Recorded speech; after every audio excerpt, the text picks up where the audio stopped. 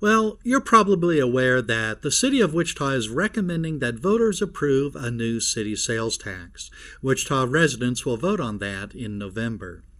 Now, part of the sales tax proceeds would be used to fund the existing bus transit system and also expand service. Now, whether or not you agree with the goal of improving the Wichita bus transit system, or whether you think that government should even be involved in the transportation business, people want government to spend taxpayer money carefully and efficiently. This is why it's so annoying to see the outside lights turned on in the middle of a sunny day, especially so this Sunday when I took this photograph, a day when the Wichita Transit Center is not open and the buses do not run. Now, wasting electricity like this is common at the Wichita Transit Center and also other parts of downtown Wichita. And I'm pretty sure that fixing this problem won't fix the transit system's failing finances. But we've learned that Wichita City Hall is not concerned about blatant waste of taxpayer funds. And when we see City Hall indifferent to the blatant waste of tax dollars, well, what about all the waste that's not easy to see, like these streetlights burning during the middle of a sunny day? And here's something else to consider, something that will help you understand the attitude of government officials and bureaucrats. You're probably aware that many electric appliances and devices, they use small amounts of electricity even when they're not in use. An example is your microwave oven, which uses a few watts of electricity to run its clock and maybe for other purposes, and a cell phone charger may still use a small amount of power even though no phone is plugged in and charging at the time. This electricity is called vampire power waste.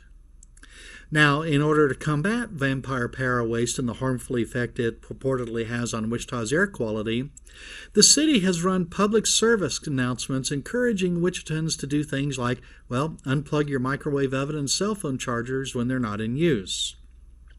But as I've shown you several times this summer, the city has trouble remembering to turn off the streetlights during the daytime. I wonder, what does that do to our air quality?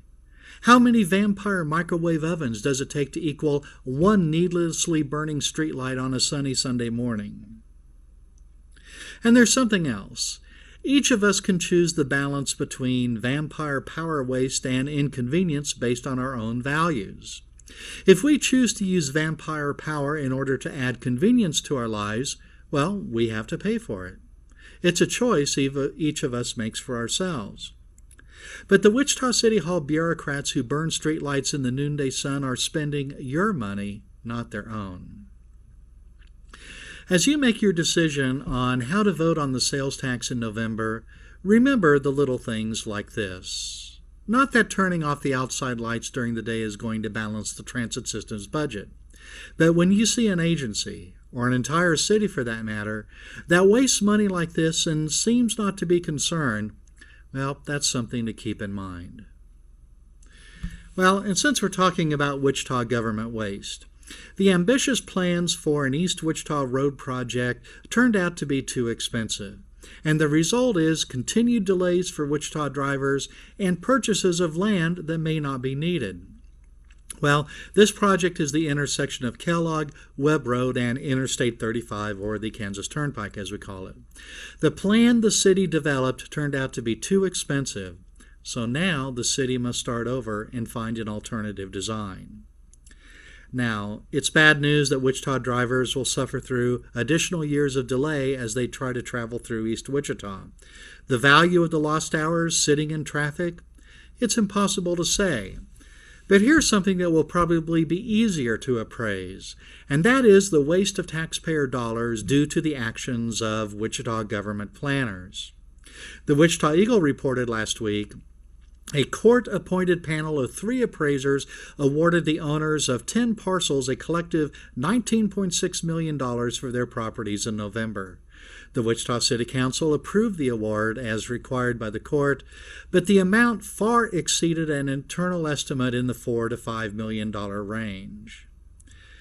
And the newspaper tells us some of that land probably will not be needed if the interchange is redesigned. So did you catch that? The city spent nearly 5 times as much as original estimates to seize property through eminent domain, and also purchase other property too. Buildings with remaining useful life were torn down.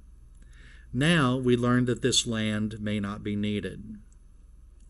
So as Wichita City Hall asked citizens to trust their plans for the proceeds of a new sales tax, let's remember lessons like this.